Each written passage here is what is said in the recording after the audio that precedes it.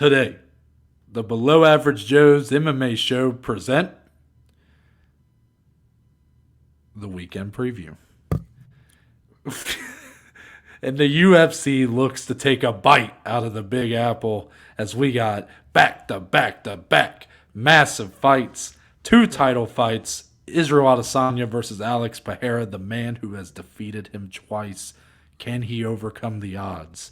Co-main event for the women's strawweight title, Carla Esparza looks to make the first defense of her title against the former champion Zhang Weili, and the everyman fight, Dustin Poirier versus Michael Chandler, a fight that cannot suck. Yeah. Right? Please say I'm right. Yeah, you're right. Yeah. Also, we do have a headline here. Unfortunately, there is a big fight coming up that is now off the table. And we do have plenty of more UFC 281 to talk about. So all this and more, and it all starts right now. Welcome back, everybody. Hello. Thank you for joining us for another preview episode. My name's Noah Baker. I'm one half of your hosting duo.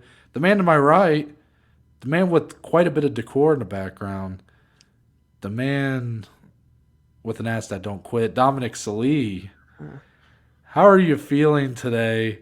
You know, I think we made the most of our last couple episodes, but admittedly, even though, yes, there is a place in our heart for those small cards, you got to really dig deep into the details, get to know some of these fighters, but it feels pretty good to be talking about some big fights again. Can we agree?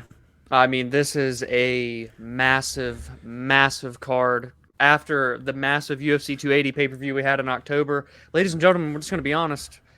This card runs much deeper, if I'm gonna put it to you, quite frank. So I'm excited, man. We've got over half the card we get to talk about on today's show. We finally have a headline again for the first time in 6 weeks. It's gonna be a phenomenal episode. It's gonna be a great weekend and next couple of weekends here for your Joes on the camera. So I'm ready to get into it, Noah. How are you doing? I know you got big plans this weekend as well. I do. I'm doing very well. Coming home as you guys are watching this, I'll be at work and then I'm going to leave and go back to Ohio, the torrential drive down to the other part of the Midwest, basically. I do have big plans. Me, my dad, my dad's best friend, we are all traveling up to Ann Arbor for Saturday's Michigan Wolverine versus Nebraska Cornhusker game. What a dilemma I have put myself in, Dom, because I bought these tickets a while back. Admittedly, huge Ohio State fan here. I hate Michigan with every ounce of my being. I think that's needless to say. Dominick, also a fellow Ohio State fan. True. But at the end of the day, I'm more than an Ohio State fan. I'm a huge college football fan. Yeah. So because of that, I have this want to go check out all the classic college football stadiums, check out all these games. I hope to hit every Big Ten and SEC and MAC school along the way. Of course. And it was easy to start with Michigan because my dad, unfortunately, a house divided. My dad is a massive Michigan fan. Yeah. Just like I'm a massive Bengals fan. Guess who he roots for? No kidding. The Pittsburgh Steelers. Wow. Could I have become a bigger disappointment to the guy? I don't know. I know. But wow. I didn't want to go to the game, by myself, but I wanted someone that would commit, and I knew my dad and his buddy would commit to go into a Michigan game. So I was like, all right, let's go. So Michigan, Nebraska it is. But again, it's a dilemma because I hate Michigan. So you would think, well, you're going to be rooting your ass off for Nebraska, right? Well, if you guys may not recall, if you're new to this channel, you may not remember, but I spent a week in a place called Kearney, Nebraska, and I try not to be dramatic around here, so I'm not gonna do that for this. I'm just gonna say it was the worst week in my life. Right. Yeah. My body is still not recovered. Broken back. Spinal, some would say. Spinal. I broke my back. What do you mean by that? My back is broken. What, a vertebrae or what portion? Spinal. Not a vertebrae. So right. Because of that, I hate Nebraska so much as a state. And if you're from Nebraska, I mean this with no disrespect, but you should be ashamed of yourself. I plan to hammer Michigan minus 30.5. And I mean, that's a. Just see, I always look down at the worst times. Dom making notes on the sheet. You guys just saw the clip. It's hilarious. But Yeah. you should be ashamed of yourself. But I'm hammering Michigan on the spread. And it's all Nebraska. It's all Carney's fault. So if you guys want to blame anybody, blame Carney, Nebraska. Mm-hmm. Fair enough? Fair. Now, you know where I may do that through, Dom. Who would that be through? That would be through just a little guy named PointsBet Sportsbook. Oh. Although perhaps little in stature, they are big in what they offer people because they have a great offer for you right now. Right before UFC 281, you can take advantage of this. Right now, if you want to sign up for PointsBet Sportsbook, they are going to match on your initial deposit 100% up to $2,000. There are two ways that you can get this offer. One, you go into the description of today's episode, take that link, sign up, put in your deposit. It's there. Mm-hmm. Or you can download the PointsBet Sportsbook app, take a look around, see how you like things, check out some lines, sign up, but then you got to use code MMAJOES. Dominic, you want to give that one a second try? Yeah, it would be MMA Joe's. Thank you, Dom. You put that in at sign up, put in your deposit, it gets matched. Free money, people, that you can use to gamble responsibly. Of course, So- yes. So with that, Dom, let's head into the main event of UFC 281. I'd also like to remind everyone that all of the odds that you're seeing on your screen are from the lovely people over at PointsBet Sportsbook. So you can go and take advantage of these right now. In our main event, Dom, for the middleweight title, this is actually the third time these two are going to fight one another, but the first inside of the octagon. Israel Adesanya, you all know Izzy, the long-standing middleweight champion, the man who is quickly creating a legacy for himself as one of potentially the top fighters of all time. Yeah. But he has to go up against a man who has defeated him twice, knocked him out, in Alex Pereira. Of course, both those fights happening in the kickboxing realm.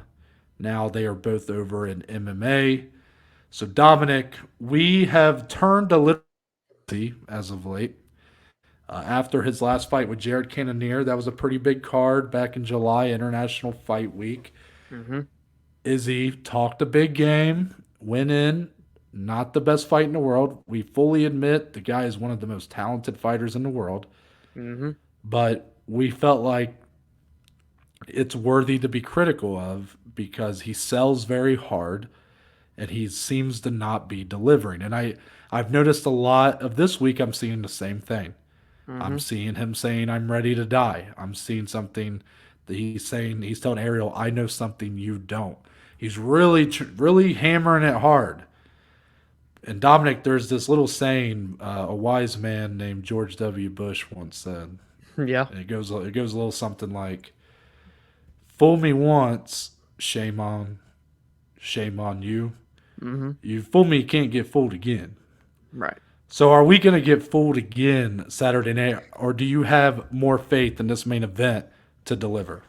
Well, guys, if you remember when we first talked about this fight being made, I was a little hesitant to pull the trigger on the excitement factor because I, quite frankly, just haven't seen that as of late with Izzy in his last four fights, really, have all gone the distance in 5-rounders.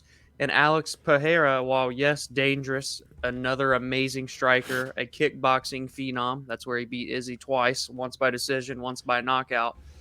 But he's a great counter striker as well. And Izzy is a great counter striker. So what's going to happen when you put two of them together in the cage? That's where my worry comes into play. Someone's going to have to pull the trigger. Someone's going to have to go. Someone's going to have to initiate. And I just don't have a lot of hope here. I hope I'm wrong. I really do.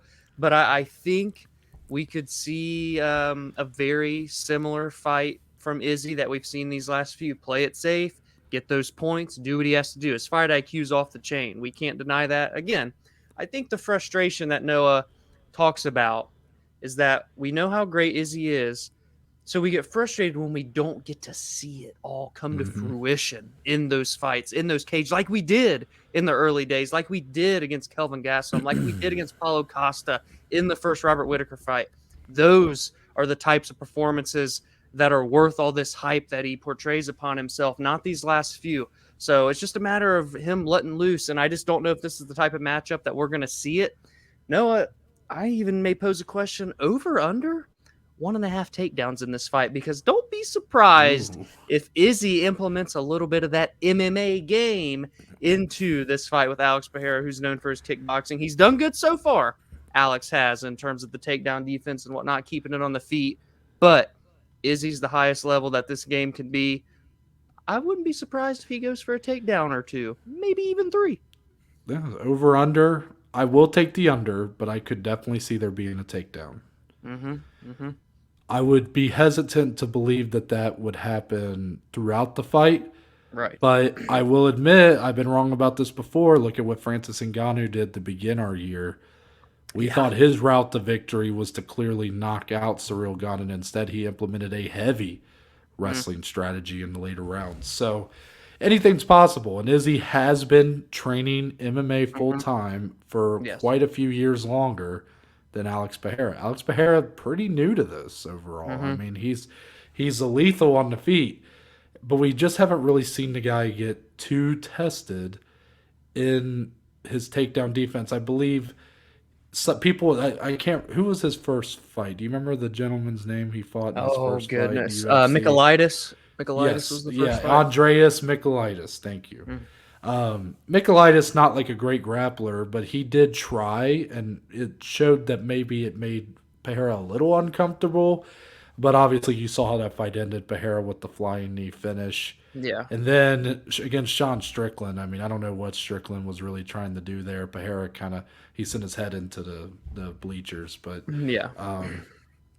here, I got to admit, Dom, I was very much with you when this fight got announced. I was, again, we have to keep saying it because I understand there is a lot of people that just love Israel Adesanya. They are huge fans of him, and you guys should continue to be huge fans of him.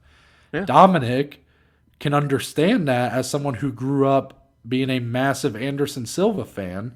Yeah. There was a time where people became critical of Anderson Silva. Think of the Damian Maia fight where even Dana White refused to put the belt around his waist there in Rio.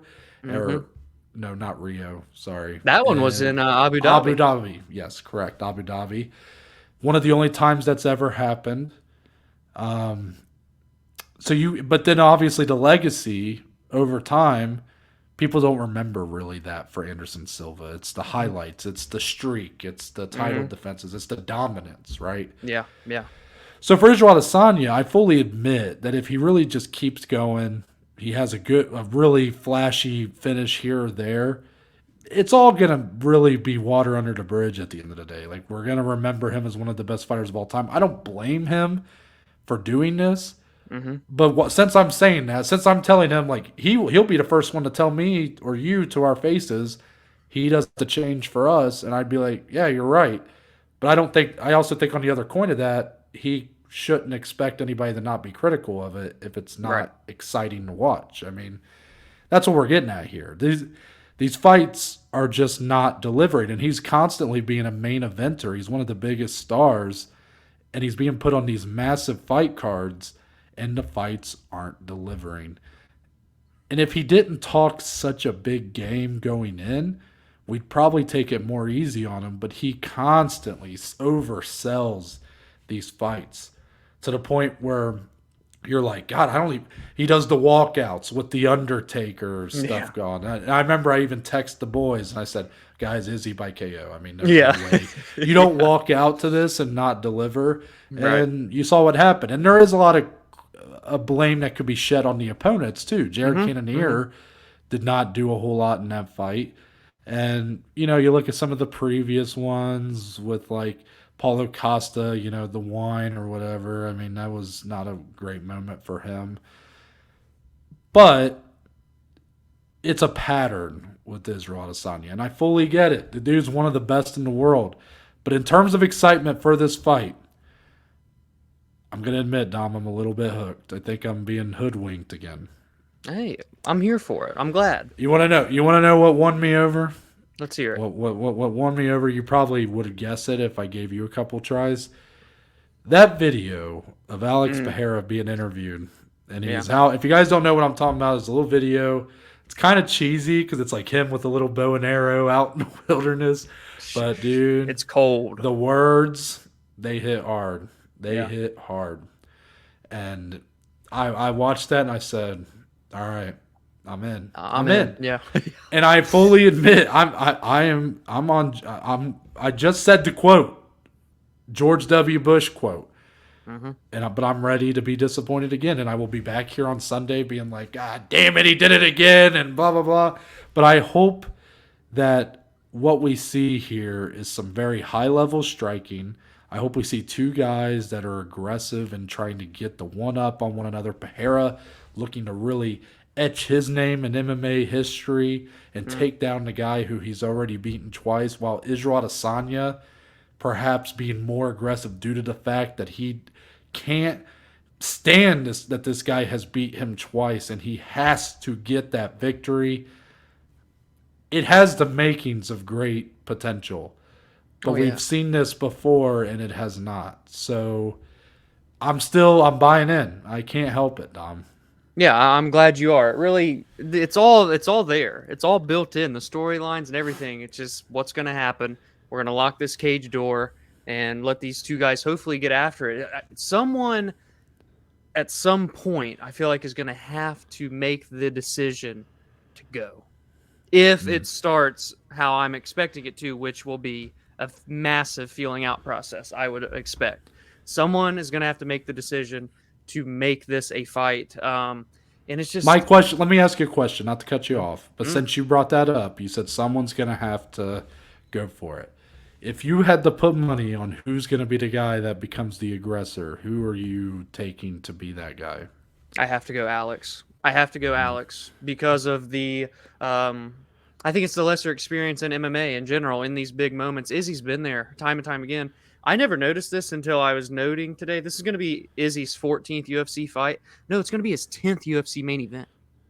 I had no idea that he's had that many main events and that short amount of fights. He's been in these moments, man. 5 title defenses, numerous 5-round fights. He knows how to pace himself for 5 rounds. He knows when to find the shots and then evade. I think if someone has to make that decision, it will be Alex, unless Alex gets Izzy on the back foot early. Maybe we see a whole different type of Izzy come out after that, but we've yet to see that happen. No one's really made Israel Adesanya uncomfortable in that octagon except for Kelvin Gastelum in 2019, right? So isn't that crazy to say that? I mean, the guy, and again, I patented this over 2 years ago now. The Izzy effect, I think, is still a thing. I think he does freeze up opponents, but Alex Pereira has the makings to break that spell. We'll see. But if I had to put money on it, no, yes, I have to go. If someone's going to press forward and make that instant decision, I go Alex. What about yourself? I want to talk about confidence. I'm going to answer your question, but my answer is due to the confidence. Yeah. Maybe misguided, since we are in a new sport, really, a sport that adds a lot more dimensions to the fighting game. Alex Pereira has to be probably more confident than any other guy that stepped in front of Izzy, because he's beat him twice. I wonder if Izzy has that same level of confidence. I would like to think so. He sure talks. I sure believe it when he talks like that.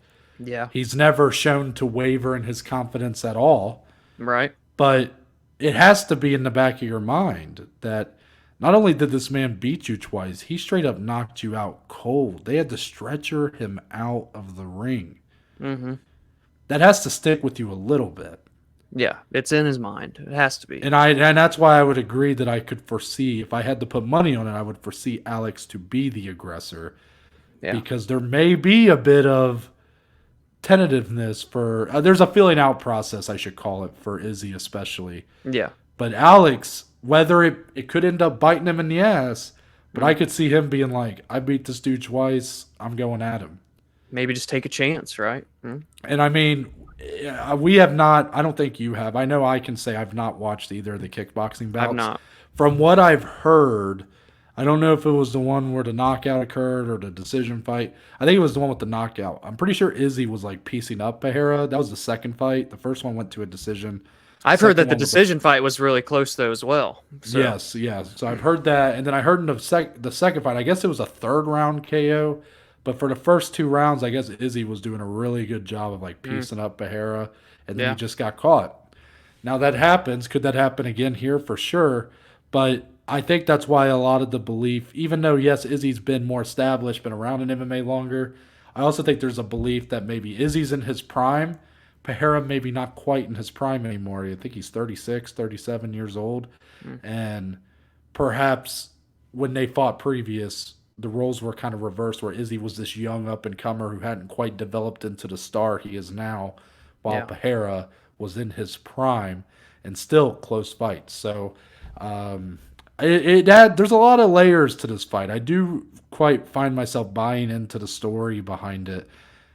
I don't I'm very cautiously optimistic that it can deliver, but I fully respect Dom for I think he's the smarter one here for being a little less optimistic. For now, I just hope that Noah's the one that ends up right come Saturday evening. That's all that matters. Yeah. Let's move on to the co-main event, Dominic. Other title on the line. This time the women's strawweight title. Carla Esparza, a plus 200 underdog, Dom. In her first title defense as she takes on the former women's strawweight champion, Zhang Weili, minus 375. No respect to the champion. Tell me, why do you think the odds are this lopsided? I think a lot of people out there kind of feel this way about the fight, but maybe articulate it. Like, why is it seem like almost a given to most fans right now that Zhang Weili is just going to come in here and stomp Carla Esparza? That's a good question. I'd like to think it's got to just be the types of fights that Zhang Weili is involved in, and just the way in which her style isn't really built to be in a boring fight, truthfully. Like, even in her decision fight with Rose, I was never bored in that fight. That was a very high-level women's MMA fight that I enjoyed a lot. Carla's 5-round fight with Rose, complete opposite of what I just said for Zhang Weili. So I think it's the types of performances that Zhang Weili puts on. I think it's the types of fights that she puts on. And she's just been so relevant in the title picture these last couple years as compared to Carla. Yeah, she's the champion now, but she didn't win it in great fashion, even good fashion for that matter. Some would say she didn't even win the fight at all. But before that, even with this win streak she's on, she's won 6 in a row. It took 5 to get back to that shot, and people still just didn't really care. Zhang Weili is just more relevant, if I'm going to be honest, in terms of the casual fans' eyes for sure, and even the hardcore fans. She's just way more active recently as well. I think there's a lot of factors like that go into this. And no, I mean, I'm just going to be honest. I don't even disagree with these odds. I do think Zhang Weili is going to have quite a performance here. I get the vibes of Zhang Weili smash, even potentially. She just comes out guns ablaze, and I don't know if Carla Esparza's fight style is going to be prepared for that. I don't. I completely agree with you, and yet that scares me. Yeah. It scares me because it seems like everybody thinks that. Everybody is believing Zhang Weili come in here, first round KO TKO, and she takes back the belt. And for some reason, that makes me think that Carla Esparza is going to somehow win this fight. It doesn't seem like a possibility because really, Dom, we know what Carla Esparza is going to look to do here. Her wrestling is phenomenal. Yes. But can she really take down and hold Zhang Weili on top when Zhang Weili is one of the strongest women in all of MMA? And her wrestling has been leaps and bounds improved as well. It has. Now, I think Carla could take her down. Yeah. I do, because I'm not because the Zhang Weili's takedown defense, maybe we've seen, Dom, where we're learning more and more as we go along. Like sometimes just because someone's offensive wrestling looks very improved, their defensive wrestling could maybe falter behind, like Cyril Gane, for example. So in this fight, maybe that's a hole and maybe Carla can expose it, but Zhang Weili is so strong. She's so strong and powerful. Look at the video of her picking up Francis Ngannou like he's nothing. I mean, the woman is a brute. Carla's very small for this division. Yes. I mean, it's not small, and she's small in stature, but she does have some definite strength to her. But I just don't think she can hold Zhang Weili down for 5 minutes. Yeah. Yeah. And I mean, we saw what she did to Yan Xiaonan, another fighter who's pretty, got some good strength to her. Mm-hmm. She decimated her with the ground and She pound. did. Yeah. I don't know if she could really do that to Zhang Weili. I have a hard time seeing it. Yes. And I have a very easy time seeing Zhang Weili go in there and sort of do what she did to Jessica Andrade when she won the belt, where she just comes at her, shows no respect for anything that Carla has to offer, and puts her away early. I could see it happening that way. But because that seems to be the popular opinion, like everybody believes that, it worries me a little bit. It almost makes me think, Dom, because this almost feels like one of those where we're going to have 3 units on something, and we know that that is the kiss of death for anything that we do in betting-wise. So if I see you send me that you're putting something I was going to put 2 units on, I'm flipping it. Reverse. Carla by decision. Hedge each other. Yeah. So, but in all seriousness, I mean, I am excited for this fight because since it's such a given to a lot of people what's going to happen, I look forward to seeing if Carla can surprise us at all. Because admittedly, the way she got the felt unearned. Yeah. Not that it was necessarily a fight that she should have lost. It was a fight that really nobody the won. the fans lost. That was Yeah. her and Rose KO'd the fans in the first round, and we were snoozing the rest of the way. Yeah. So that fight was terrible. It's one of the worst fights ever, probably. Not to be dramatic, but because of that, it's hard to really appreciate the fact, Dom, that it took her. I mean, it's a great story in a lot of ways. If you take that out of it, she's the inaugural women's strawweight champion. She got destroyed by Joanna Champion back in the day, and we thought we'd just never hear about Carla again. And then slowly but surely, she's climbed the ranks. She's beaten girls like Marina Rodriguez and Yan Xiaonan, who were sort of being pegged as the next wave of the division, and she's kind of holding her ground and saying, like, I am here. I'm still one of the best in the world. So I sort of look forward to see her have a chance to prove it and maybe put on a better performance, better fight overall, because I think Zhang Weili is going to bring it. But admittedly, my faith is low in her to really get it done. Yeah, I would have to agree. Really, you hit every single nail on the head. I don't even really know much more input that I can add. I mean, what do you even say? Carla the recency bias comes into play here a little bit too, right? Because you're only as good as your last fight. That's what they say. Well, and then you look, Carla won, but I mean, nothing really was done. And then you look at Zhang Weili, spinning back elbow, knocks out Joanna Jędrzejczyk. I mean, it's just two polar opposites here in terms of their last fights. The momentum, even though Carla's won 6 in a row, the momentum is heavily, heavily on the side of Zhang Weili, in my opinion, man. And the perfect way to put it is what you said. You just can't see a world where Carla can hold Zhang Weili down for 5 minutes, let alone 5 rounds, blah, blah, blah. But you can see a world where Zhang Weili comes in and just steamrolls. I'm in the same exact mindset, man. So, and I liked your little storyline and how you twisted it, though, because you said that you're excited for this fight.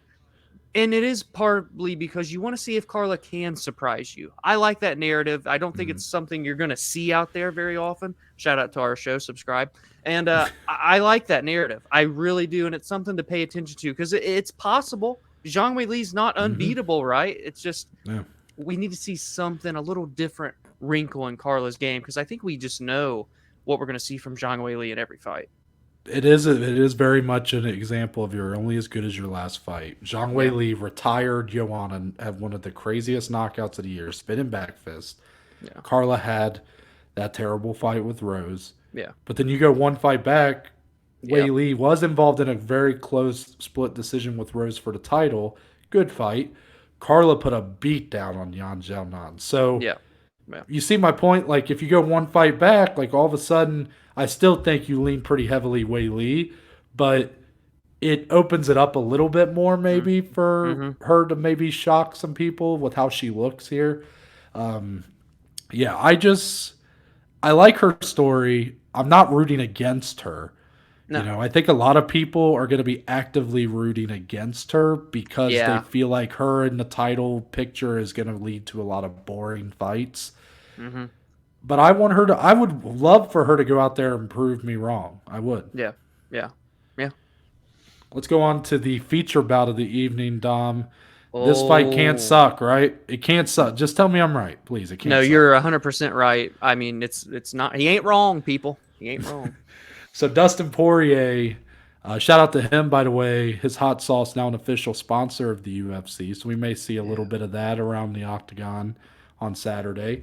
He's the number 2 ranked lightweight in the world, and he's taking on the number 5 ranked Michael Chandler. These two guys have been sort of being matchmaked in our fantasy matchmaking. We've had these two guys sort of pegged as they have to fight eventually from the moment Michael Chandler got signed 2 years ago now.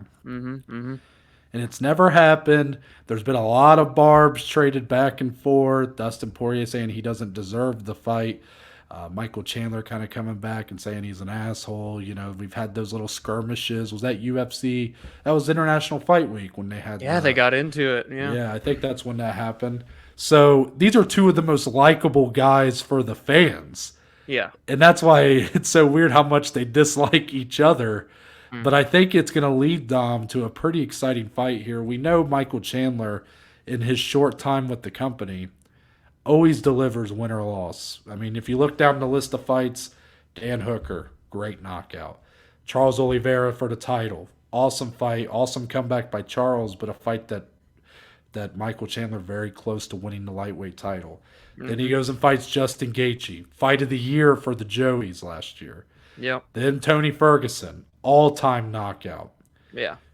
It's insane. And it was a great fight overall. So now you're here with Dustin Poirier, another guy who has constantly delivered, who we've been waiting to get back in here since he lost in his bid for the lightweight title against Charles last December. But Dominick, these odds tell an interesting story because Dustin Poirier, somewhat of a heavy favorite, -210, Michael Chandler +170. Now, I guess that would mean Michael Chandler 2-2 in the UFC. I believe that's right. So even though he's been great and he's had some great moments, he's a 500 fighter in a lot of ways right now. While Dustin Poirier has been there, done that. He's beat Conor McGregor twice. He's really reached the pinnacle of the sport, and he's taken down the other names like Dustin Poirier, Eddie Alvarez, and Justin Gaethje, and those kind of guys. So he's been the more proven guy in this division, Dom. But tell me, when I look at this fight, even though if you look at the ages, I'm going to assume Michael Chandler's older than Dustin Poirier. 36 for Michael, 33 for Dustin.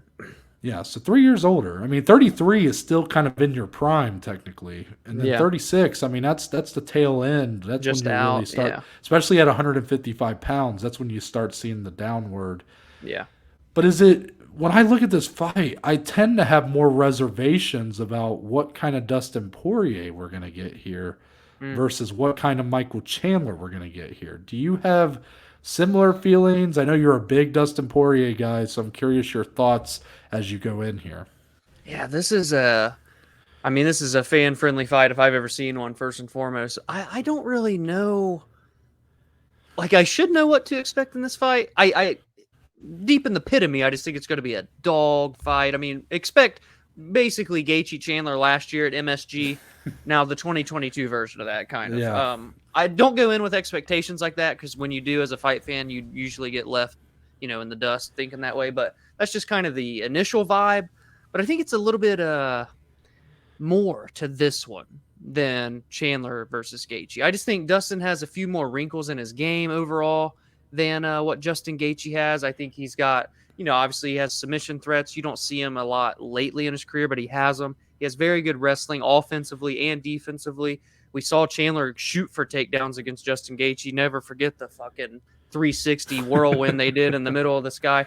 So I think this just has a few more storylines in terms of these skill sets that these two bring into the cage that is making me more intrigued than.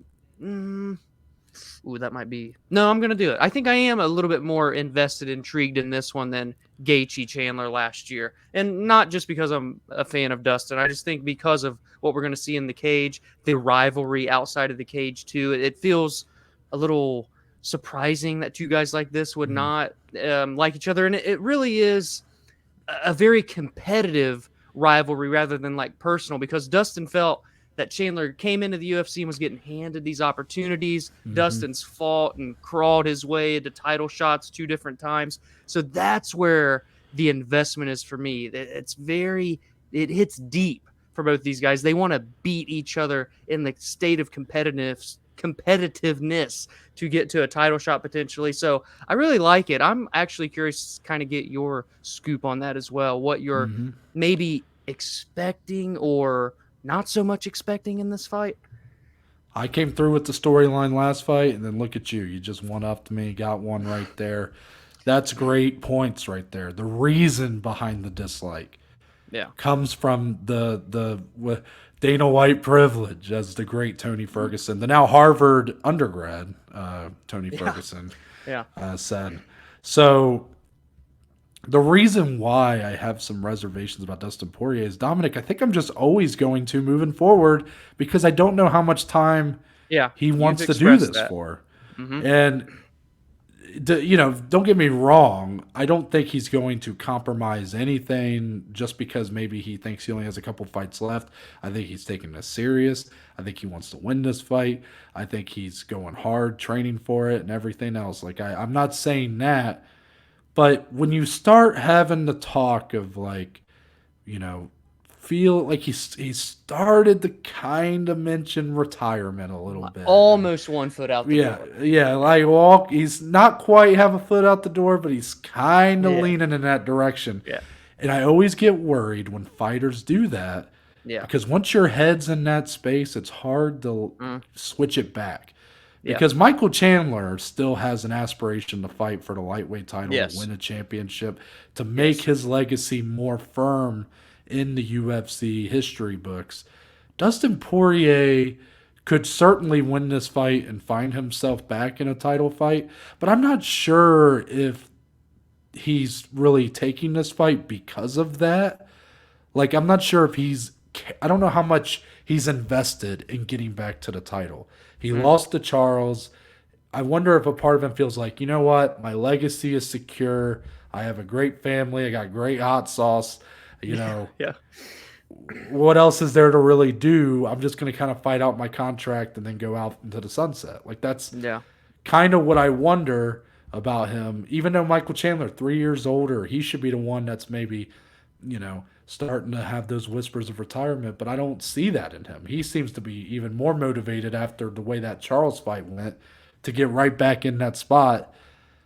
Dustin, I just don't know. But he did kind of prove me wrong with the Charles fight. I mean, he was game for that fight and really brought it to Charles early on before the grappling and submissions of Charles kind of took over. But I don't know. It should be a great fight either way. The motivation for Dustin, regardless of if he cares about, getting a title fight or being champion at this point, the motivation should be there, because this is the guy who is sort of, in his mind, he's the averse Dustin Poirier. Dustin Poirier, like, to your point, I mean, that man was never given anything. He was fed to the likes of Conor McGregor and his rise. He was constantly the stepping stone. Yeah. So he had to scratch and claw, get to those title fight opportunities, and hasn't been able to secure the title fight. Right. So Michael Chandler, before he even stepped foot in the octagon, was weighing in to be an alternate for a lightweight title fight. So you have to, I'm sure in a lot of ways he feels like, I need to teach this guy a lesson, show him that, like, you don't just come into the big leagues and, start winning titles just because you were a big guy over in Bellator. Doesn't mean you're going to be the same way here. I've worked my way through the ranks here. I'm better because of that. And then he's going to, what he thinks, beat him that night. So it ultimately should be a very emotional and just awesome fight. I understand we shouldn't have the expectations of Gaethje Chandler because you don't get those fights very often. Yeah. But it's going to be hard to not hope for that. Right. Right. Yeah. It's going to be a good one, man. Like you said, there's no way it's going to be boring. It's going to be very, very good. Yeah. We got one headline to get into before the rest of UFC 281, and that's over with our friends at the PFL, Dom. They have, of course, their big championship card coming up. November 25th, my birthday, is when this is supposed to go down. One of the big marquee fights that was on that card, Shane Burgos making his debut with the PFL, going up against another debutant in the Magic Man, Marlon Moraes. Now you see me? Now you don't.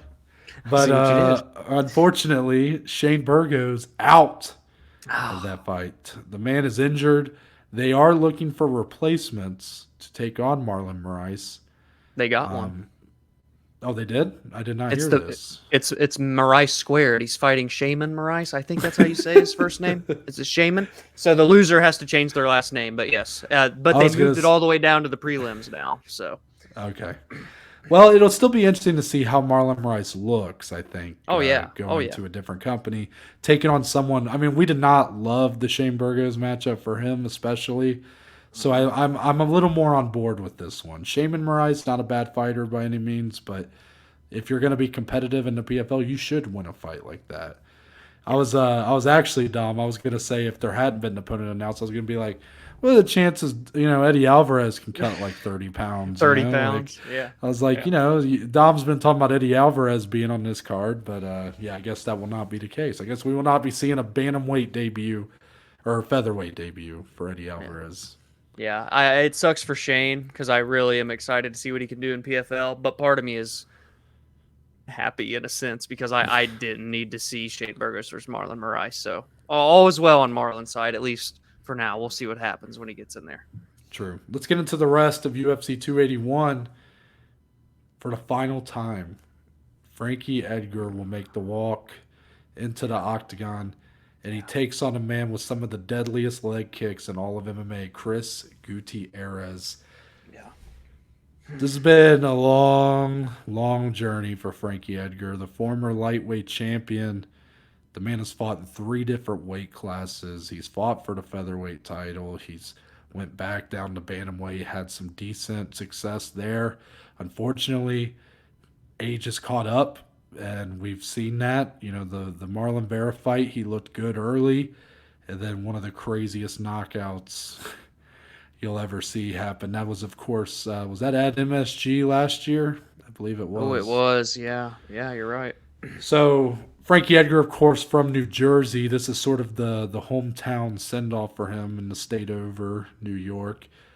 He is getting an opponent who has less name value, who is out of the rankings. So in a way, it's a step back. But Dominick, is it really a step back going up? I mean, yes, Marlon Vera is one of the best in the division. I guess it clearly is. But compared to the likes of like a Pedro Munoz, who he fought, or some of these other guys he was fighting at the end, is Chris Gutierrez a good opponent to send him out, or is there a big risk that we may not get the happy send-off that we're looking for Frankie Edgar here? I think regardless of who Frankie was going to be fighting, I think the risk is there. I really do. And Chris Gutierrez has a lot of decision wins, yes, but he brutalizes people when he's in there. Like with these leg kicks, he had a knockout finish in Columbus that we got to see. And I didn't really realize the tear that he's been on. No, he hasn't lost a fight since 2018. He's on a 7-fight unbeaten streak. He's 10 years younger than Frankie. It's his chance to break into the top 15, get the biggest win of his career, and put Frankie into retirement. I mean, I don't like this for Frankie. I'm glad he's not fighting some young killer that's been starching everybody or fighting the top 8 guy, taking that chance away from someone else. So that part I'm all on board with. But again, to get back to your initial question, I think regardless of if it's Chris Gutierrez or someone else in the very back half of this stacked division, the risk is there when you're 41 years old, when you've been put to sleep in back-to-back fights. I think the danger's there regardless. And it sucks to say that. It's sad to say that. But even the odds are saying that as well. I mean, Chris Gutierrez is a -220 favorite going into this fight. And whoa, I didn't know that, actually. Yes, minus 220 going into this. So Wow.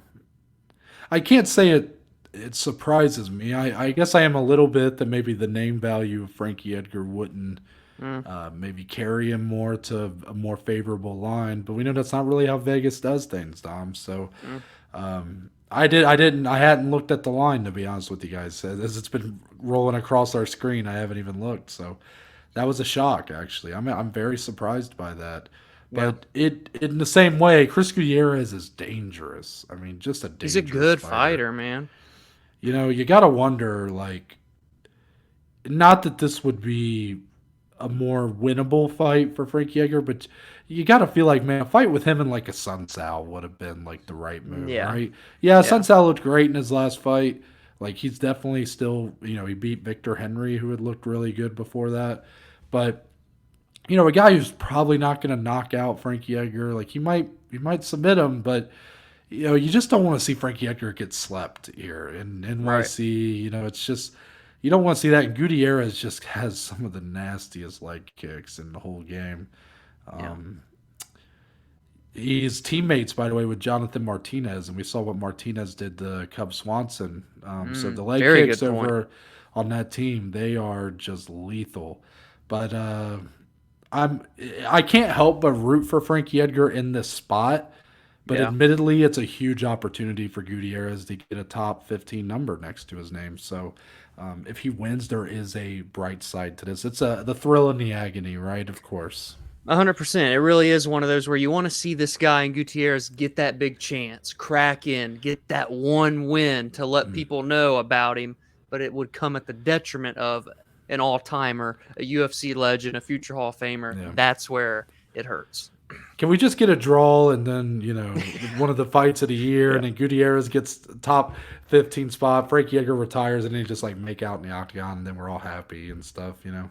That took a turn there, but I'm here for it. Just had to slip that in, you know, there at the end. Next one, Dom. Dan Hooker returns to the division he never should have left. He is back at lightweight. He's still ranked number 12. He's taking on Claudio Puelles. We do know a little bit about Claudio at this point. Dominick has won a decent amount of money on betting on Claudio, and his submissions are, what's the word, thorough. That's what I'll say. They're impressive. He's a very impressive submission specialist. Going up against Dan Hooker, who we have not seen look great since, what, the Dustin Poirier fight? Dustin. Yeah, it would be like Dustin. He has that win over Nazrat. Kelvin. Yeah, Nazrat Hawkpress. Kelvin looking like. Nazrat Hawkpress. But Dan Hooker was pretty much expected to win that fight, and I wouldn't say he looked great. He did what he had to do to win. But really, the last time he looked really good was against Poirier, and that was a fight he lost. So it's been a while since we've seen him look like one of the top guys in this division. He's going up against a young, hungry guy in Claudio Puelles. What kind of danger are we seeing here compared to? Actually, I'm going to give you a better question because I don't want to just repeat the last fight. Compared to what we just discussed with Edgar Gutierrez, where you feel pretty, you're leaning Gutierrez, it sounds like, if you had to pick a side. Mm-hmm. How does that compare to your thoughts here, where maybe Hooker's not quite as old as Frankie Edgar, doesn't quite have retirement near as close on the brain, but is in a similar spot where he's kind of at risk of becoming a bit of just another guy in this division? How does that compare to the previous fight? Yeah, I think for this fight, I'm at the point with Dan Hooker that I just kind of, I feel like he's reached his peak. Like, I know what I'm getting from him. He's a great fighter. He's in fun fights, but I don't know if he's ever going to make that that leap, get back into the top 10 again, beat a top 5 guy. Do you feel like the game has passed him by a little bit? I don't even know if that's the term, but I'll tell you this. I think the Dustin Poirier fight changed him. I think being in a fucking fight like that changes your career. I think it changes your life. And he's not been the same since that. I mean, he's lost 4 of 5, the only win being against Nazrat, and that's a fight where he grappled the whole time. He didn't even really strike like we're used to seeing Dan do. And for Claudio, I think this is, you want to talk about someone this is probably the most underrated fighter on this whole card this weekend, in my opinion. And he's getting a huge spot here against Dan Hooker. Yeah, good for him. I think, yes, it is very good for him. I think this is a chance for him to do similar to Gutierrez in terms of getting that win, but a younger guy, 26 years old. He just defeated Clay Guida. He's a submission ace. All 3 of his wins in the UFC are by knee bar. You don't see those very often, especially someone with 3 of them in the UFC That's alone. crazy. That's a crazy stat. And I think he's well-rounded enough to compete on the feet with Dan. I don't think that, the lengthiness of Dan that we're so used to is not going to play much of a factor here. I think this is, I like where Puelles is at here, especially at underdog odds. I don't want to say he can sneak up and surprise a lot of people, because to me, I don't think it would be a surprise if he wins. But maybe to the grand public, the casuals that are going to be watching this, it would probably be a pretty big surprise. But don't be surprised, people, at all, because I think Claudio can win this fight. And I hope I answered your question in terms of like where I'm feeling with Hooker in my explanation there. Yeah, no, you did. And I do think across the board, I feel like stock is very low on Dan Hooker right now. Just the string of fights have not inspired a lot of confidence that he is really ever going to get back to that top 10 level. And Dominick, you talked about the Dustin Poirier fight changing him. I agree with you. He really hasn't been the same since then. But let's not forget the fight where he's coming off of. Yes, it was at a 10 pounds lighter, but the beating he took from Arnold Allen, I mean, it'd be hard to expect him to come in here and be able to just, I don't know, take the kind of punishment that he's been known to take throughout his career. You got finished in the first round, a fight that he wasn't. I mean, he got swept in that fight. Yeah. And here against Claudio Puelles, that's not the danger necessarily.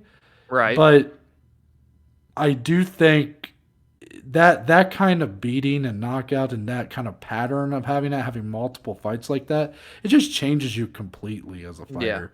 Yeah. Not only when the fight's standing, but even when you go through all aspects of MMA, you just become slower, more tentative, a little more nervous to really mess up. You don't want it to happen. Like Claudio, when that fight gets to the ground, if he's nervous to make to try to get out of it, make the first move, and risk getting submitted, he's already fucked, because Claudio Puelles is not going to make him when the fight gets there.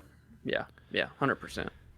Next one, also in this lightweight division, Dom, 2 very underrated fighters, I would say, in this division. Brad Riddell taking on Renato Moicano. Neither man ranked, but I think that shows just how stacked the lightweight division is, because both are phenomenal. But Renato Moicano is, I want to just note him specifically because he's kind of on my short list for underrated performances this year. The Alexander Hernandez performance, I've been raving about that for months. I'm like that guy in a soapbox. I'm just like yelling about Renato Moicano and what he did to Alexander Hernandez, and everybody's like, what the fuck are you talking about? Like, just shut up. But, Brad Riddell has also proven to be a phenomenal fighter, but Dominick, he's had a rough stretch as of late. The Jalen Turner loss. Jalen Turner's just a son of a bitch in this division, man. The length on that guy, the power on that guy, the submission capabilities on him. Yes. Like, he's a real danger to anybody. And he made, that fight with him and Riddell, we were expecting fireworks. Yeah. And we got them, but they were one-sided for sure. So when these two come toe-to-toe, also Moicano, very late replacement against RDA back at UFC 272. And he took an unreal beating in that fight. Maybe the fight should have been stopped. Probably should have been stopped. The corner probably should have thrown in the towel. But he fought through a 5-round decision against RDA on very short notice. So both guys kind of coming in with some question marks, I guess, even if both have looked phenomenal at times. Who do you have more faith in showing up as the best version of themselves? This is an interesting one, man. This is a really intriguing fight to have on the prelims. Who has a better chance of showing up as themselves, to have that performance? Oh, man. I feel like I'm going to go Moicano, and I'm going to kind of tweak it back to what we were talking about with Dan Hooker. Brad Riddell he's on a 2-fight skid. He's been stopped in both of those fights. One submission, one by knockout. Does that change the way he approaches this fight? don't get it twisted, people. Moicano's dangerous. He's a dangerous fighter, man, and he's good everywhere, right? I mean, he doesn't have a knockout in his entire professional record. He's got 9 submissions, 7 decisions, but he can compete on the feet. I know Brad Riddell's a phenomenal kickboxer. I understand that. But I think Moicano is going to be plenty competent enough to compete there, and if it does get on the ground, again, Brad Riddell's coming off of being submitted in one of his last 2 losses. Moicano's an ace down there.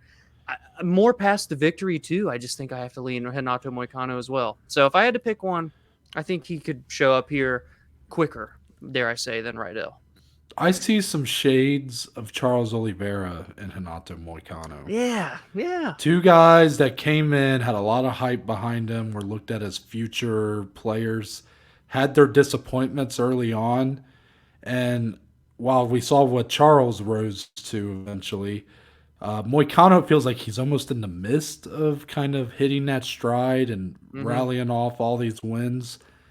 I have a lot of faith in Moicano and his future.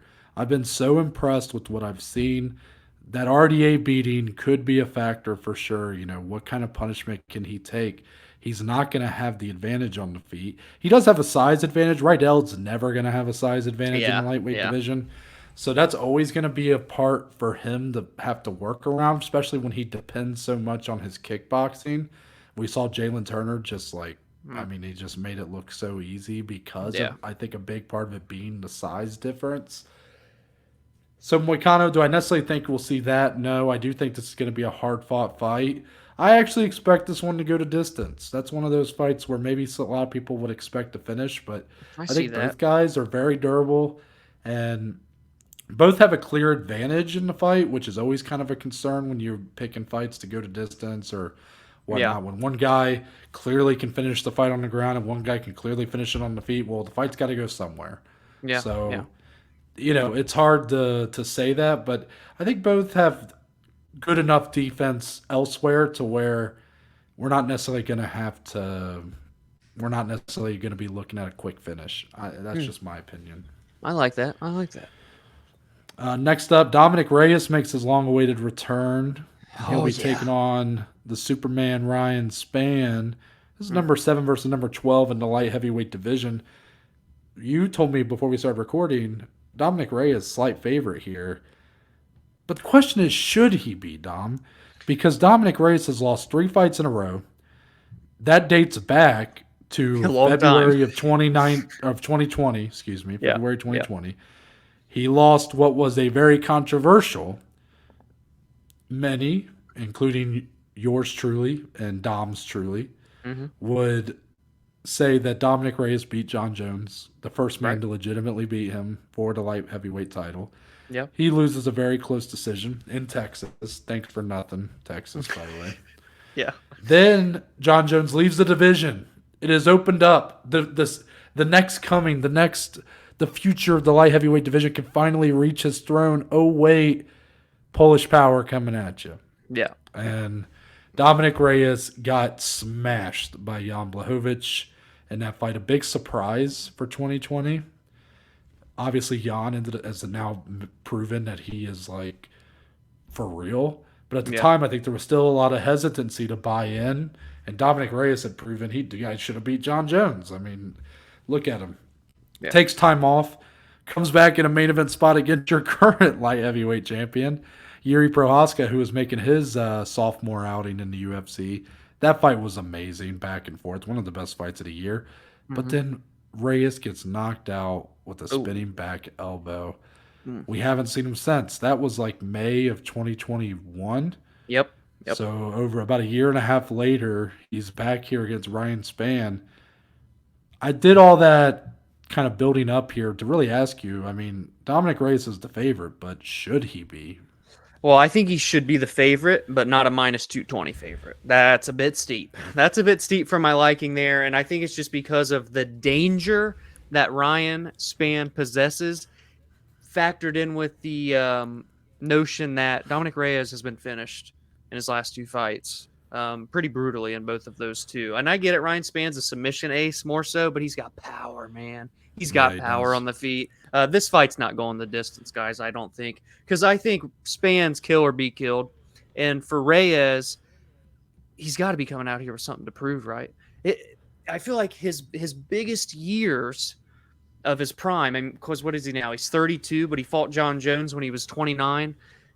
He's only fought 3 times during all that. You know what I mean? And one of them, he could have been the champion. It's just like, damn, tough prime years for Dominick Reyes. So the clock's ticking, and his first fight in a year and a half, as Noah said, there's got to be something that he wants to prove in this fight. And in one of our verbal sparrings from the past few months, you asked me who's a fighter that you could see make that run that's kind of been put down and unexpected Charles Oliveira return type run. Yeah, and I answered with Dominick Reyes. He's lost 3 in a row, right? But I just think he has that skill set there. He's a natural, gifted athlete, played college football, this and that. Very big guy in this division, very high fight IQ. He has all the tools. Can he put it all together to reach that? He's going to have to show it on Saturday because Ryan Spann's very dangerous. If he does, we could be talking because he's still sitting there at number 7, but it doesn't feel like right now he is the 7th best in the world until I see it on Saturday. Yeah, it's a very good way to put it, Dom. I won't even add anything. I think you nailed it. Next one, and finally, Molly the Meatball McCann taking on Erin Blanchfield. There's probably a lot of people, Dom, checking their sportsbook apps and are shocked by the odds on this one. Molly McCann has had a great year. She has really bounced back in a lot of ways. She was sort of a middling fighter. And then what a year her and her BFF, Patty Pimblett, have had.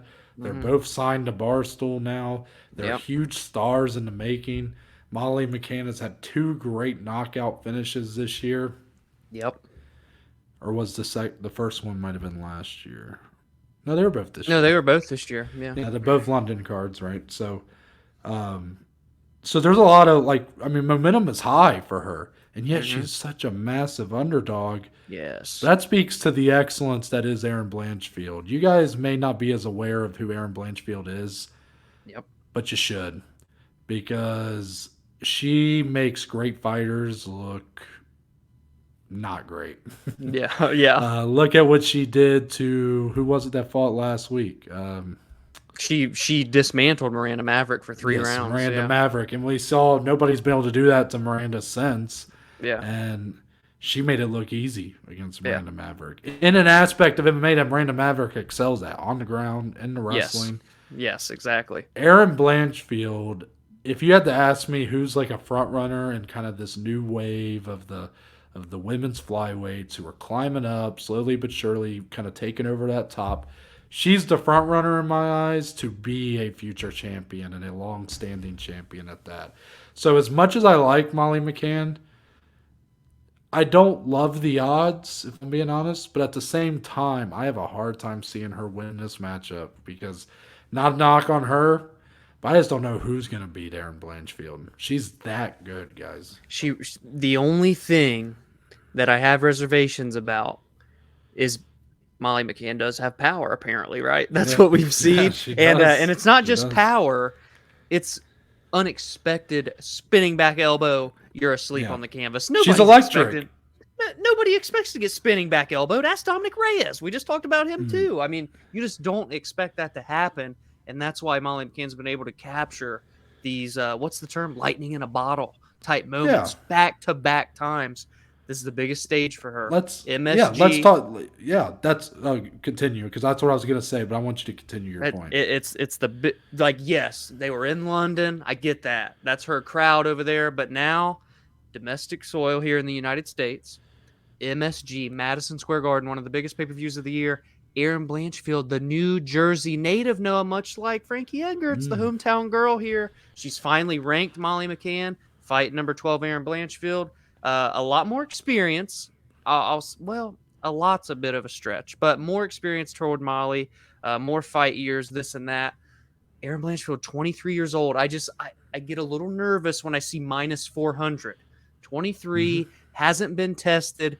You got to feel like Molly's going to give her a test in this fight. Can she get through that? If she gets through the test, if she gets through the storm, Erin Blanchfield wins this fight. But can she get through it? That's the question that I'm going into this fight with. So I already feel like I need to backtrack on my, I almost feel like I was acting like it's a given that Erin Pull it Blanchfield's back. going to win. And I want to take that back, guys. I don't necessarily believe that because there's one big external factor here that Dom was sort of hitting on that makes me think Molly McCann could have a great chance to win this fight, and it's because she's electric. And Dominick, what better place to show off the new star than MSG? Erin Blanchfield has quietly been excellent, but quietly is the key word because she's done it all at the great old UFC Apex. How is she going to fare when the lights shine brightest? How is she going to feel when perhaps she's getting booed by a lot of hometown crowd Yeah. because she's not Molly McCann? Will she excel in that moment? She's 23 years old, like you said. Yeah. That's a lot of pressure to put Lot on of someone. pressure. Molly McCann has sort of had the scratch and claw. She's had her ups and downs in the UFC. She's going all out for this one because this is Yeah. her moment to shine. Yeah. You want to hear something? What's that? Molly McCann wins this fight, especially in. I'm not expecting another spinning back elbow or nothing like that. But if she can come in here and get a big win, convincingly beat Erin Blanchfield, who has looked nothing short of dominant through her first 3 UFC fights, Don't say it. Molly McCann's the front runner for me personally as female fighter of the year. Oh, okay. That's not where I thought you were going. Actually, I'd agree. Okay. Completely agree. She's on my short list, so Yes. we're on the same page there. If she wins this, man, I'm telling you. Now let me ask you this. Okay. Let me ask you this because this is where I thought you were going to go. Okay. Yeah, I did. I was like, oh shit. So we got number 13 or number 12, excuse me, versus number 15, right? Yeah. So Yeah. back half of the top 15. Yeah. What are the odds percentage that if Molly McCann does similar to Blanchfield, what she did to her 2 previous opponents this year, that they somehow find a way to give her a title fight? Oh no. Zero. Wow, you really. I mean, that was your Amanda Lemos moment right there. Yeah, I mean, I get it. The hype is there, the star power is there. Right, capture it while you can if you're the UFC from a business perspective. But no. I think if I she agree wins, with though, you. I think if she wins this, she fights a title contender. I think she'll be one win away. I'll give you that. I agree with you. That's why I was like, oh my God, I'm like, please don't say this. Because I didn't want to have to be the negative Nancy about it all. But I'm if glad she you wins, took that they're role for gonna me. push her if she wins this, though. They will. Just She definitely not deserves all the the way. main event with a crowd. If they do another, they're doing Fight London night? on pay-per-view. She could easily main event a fight night though if she wins this. Yeah, in my that's opinion. what I'm saying. I would have, if this fight was a main event of like an Apex card, like, yeah, you kind of need Molly to be in a crowd. But if it was the main event of a fight night right now, I'd be for it. I'm not gonna hate it. Yeah. So that's the kind of fights that I want for fight night main events. Yeah, of course. You want storylines on both sides, yada yada yada. Yeah. Yeah. But I agree with you. I just wanted to throw it out because I thought that's where you were going. I was like, No. oh, no. I said, here we go. But no, I do think it was worth asking Oh. because I do wonder if she wins this. You got to think she's got the whole Barstool backing behind her. We're big fans of Yeah. Barstool. We're not. But a lot of Barstool fans aren't necessarily MMA hardcore Right. fans. Yeah. So there's going to be a big push if she comes in here and does that, like Molly for the title and all this stuff. It's a lot of like what we've seen with Patty, but with this one, this would feel, I guess, more earned than the kind of hype we're giving Patty right now. While Molly would have beaten a legitimate top 15, someone who I think is one of the best in the division. Yes. I would actually go higher than 0. I would say I'd give it a 5% chance. 5%. Okay. If they gave Dan Henderson a contract or a title fight when he was ranked 14th in the division, surely they those UFC rankings that are so legitimate. I'm sure all of a sudden she'd go from 3rd or 12 to 8 in a couple weeks just for no reason. So Molly can just to say make it. if Molly wins, she can say her next fight's her last. She wants it to be her retirement fight for the title in London on the pay-per-view card in March. There it is. My man. That's the 5%. That's where it is. Right there. Wow. That's crazy. We'll I leave like you it. guys with that. So, we are moving on. That's it for UFC 281. Kind of sad Dominick. that's it. I know. There's a lot of great fights on here. I mean, we could have talked about more, and I'm sure there'll be more to get into on Monday's episode once the fights actually take place. But Yeah. I want to recommend everybody to follow us on social media because me and Dominick will be betting on this card. We will be posting those plays onto the social media. So if you'd like to come in our hole or fade the fuck out of us, Which you recently can do you should be so. fading. Yeah. That's true. Y'all missed that month and a half where you were Yeah. ride or die. Yeah. You can follow us Twitter, Instagram, TikTok at the Bajma, the BAJ MMA. You can follow Dominick on Twitter, Instagram at DSleep14. You can follow myself on Twitter, Instagram, and TikTok. Yeah, he's I'm there. a TikTokie He's Yep. at TWIS_betting. I have a Twitter account. So with that, Dominick, there's only one way we end the show around here. It's with a little segment we like to call closing statements. The point of the show where me and Dominick talk about anything and everything, MMA related or not. So Dominick, I'm going to put you on the spot. Do you have a closing statement for this Monday edition? Or Thursday edition? What the fuck Thursday am I talking edition. Thursday edition. Closing statement. What do I have? I'm trying to buy time. I don't know. I think I came about? in. You want me to go first? You go first. If I don't have one, I'll at least piggyback off what you say. I'd like to think.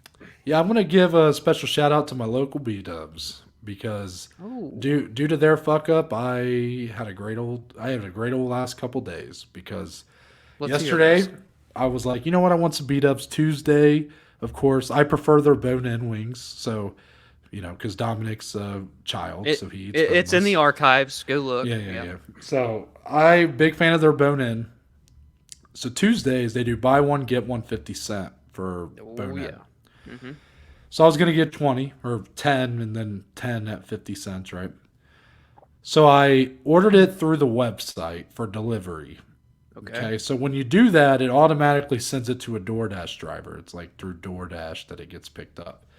Now, when I ordered it online, it's not my DoorDash account like on my phone, like on the app. So it's like, because I don't have that account connected to, I just bought this meal as a guest, on B-dubs. So instead I get like text notifications saying like, hey, your driver's picking up your food, your driver's nearby, the ETA is this time, whatever.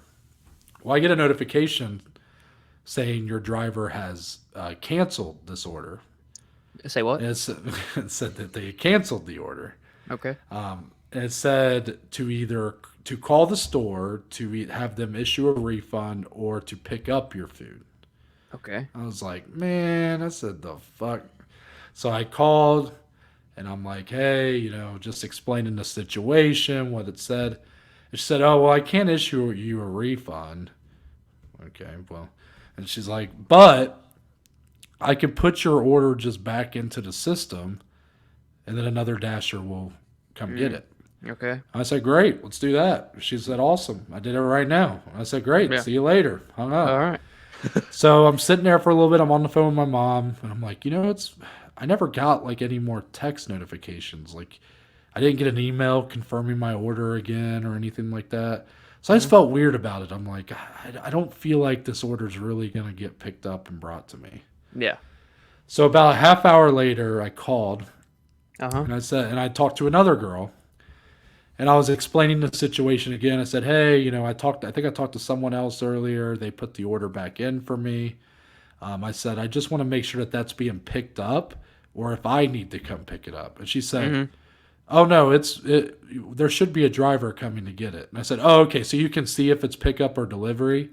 She goes, well, our system's different than DoorDash's system. So, like, we don't really operate with whatever they do. And I said, Oh boy. and I'm like, well, okay, so is it pickup or delivery? And she said, a dasher should be here to pick it up. She said, unless you canceled it. And I said, well, no, I didn't cancel it, but can you tell me if it says it's being picked up? Right. that's kind of what I'm thinking. I didn't really say And that and part. you've got to be getting pissed though now. You're Well, like a I'm little. not pissed, but I'm like trying to make it clear what I'm asking, and she's Yeah. just not getting it. So, Okay. I'm like, okay, so it should be getting picked up. Then she said, yeah, unless the driver canceled it or you canceled it, it should get picked up. And I'm like, okay, well, I didn't cancel it, Yeah. but I don't know if the driver canceled it because I said I haven't gotten any notifications. She said, yeah, I don't know. And I'm like, okay. I said, well, I'll call back in a few minutes then and see if it's been picked up. Okay. So sure enough, I call back like 20 minutes later. She said, oh, your food's right here. And I said, oh, so it hasn't been picked up yet? And she's like, no, it hasn't been picked up yet. And I was like, was it going to be picked up? And she said, a dasher should be by soon to pick it up unless you canceled the order or the dasher canceled it. And I said, okay, I'm going to assume the dasher canceled it, so I'm going to be there to come pick it up. And she said, well, it also could have been that you canceled it. I said, I didn't cancel the order, okay? Yeah. And she said, oh, there's another order here for you too. So so what happened is when the dasher canceled the first order, my food was done and ready. Okay. So when they put my order back in, And the whole they new created a whole new thing. So I walk in, I see 40 wings for 40 me wings. in 2 bags. thing. Yeah. And I grab them both, and I look at the 2 ladies, probably both of them who I had talked to at different points. I said, am I good to just take these? And they're like, well, are they yours? I'm like, yes, they're mine. Like, am I good to just take them? And she's like, yeah, you're good. And I said, well, I only paid for one of them. Like, I checked my bank account. Like, it only taken out for one. And they go, well, it's going to get thrown out anyways. Oh, I respect that line right there. So Okay. I left with 40 wings. So I got another 20 in the fridge, and I Nice. may eat them tonight. I mean, what a fat ass, right, guys? So, I mean, it's just... All But right. yeah, so B-Dub, shout out to them for their fuck up. I had a good night, and I'm gonna have another good night. Hell yeah. And I'll watch, just watch some action. doesn't get better than Maction. I'll just add on, not a whole other closing statement, but you reminded me when I was in Columbus this past weekend, we got B-Dubs on Saturday during the fights, and we tried the Sauce Gardner sauce, and it was pretty Ooh. solid. So it was pretty good. Sauce Gardner sauce. Yes, that is the name of it. I know it's a lot of sauce. Wait, it's sauce. It's Sauce Gardner sauce. Yes, that's. There's no way that's what it is. Please I'm flash a picture of what it says on the website. Okay. Flash So it. as you guys are clearly seeing, it says Sauce Gardner sauce, and Dom's I just hope they didn't confused. clearly see that. That's what would be funny about it. But anyway, sauce, it was pretty good. Shout out University of Cincinnati, local down here. So Yeah, was it pretty hot?